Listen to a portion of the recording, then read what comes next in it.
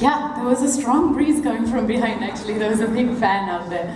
But no, absolutely. I mean, I think I've been feeling the breeze for a while now with Venus. Well, that's pretty apt in fact. But I have something important that I want to ask you. I see a beauty here and I see a beauty right there.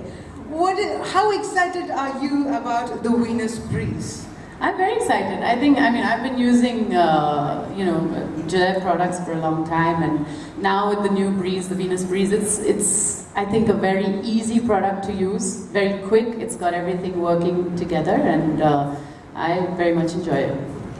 So, now that you've said that you'd really enjoy it, that means you have tried the Venus breeze, and is this something that you'd like to recommend it to your friends as well? Yeah, no, I already have. I've been giving out Venus breezes to my friends all over the place. I do have a lot of actor friends. I actually love the gel bar, as you've mentioned before, which allows for you not to put moisturizer or soap. You can just wet your legs and then shave immediately, which is really, really practical.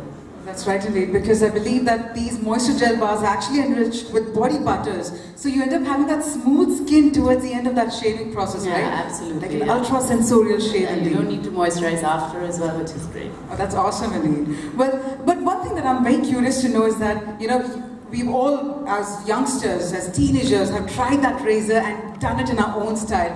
Has there been any myth that you've been surrounded with regard to razors? I remember in boarding school when I used to buy these really cheap razors, you used to get those 7 rupee, 5 rupee razors,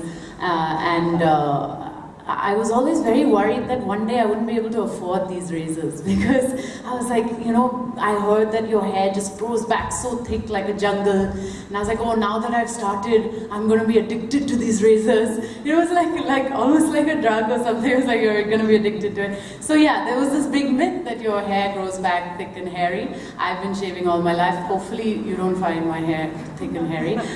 So yeah, I think it's definitely a myth. Alright, so, but another thing is that, we often see that celebrities, for that matter, you're under public scrutiny every time.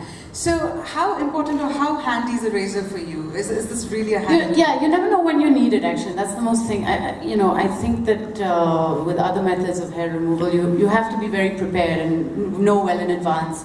And many times, we'll be on set and suddenly, there's a change of costume and you have to look a different way and you have to wear a short skirt or something. So, yeah, it is important to have a razor handy.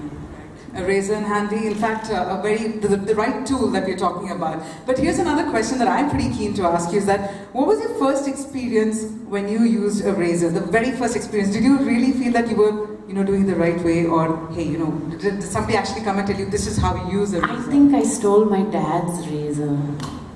That was my first experience. And I think I probably cut myself because I wasn't careful. Okay.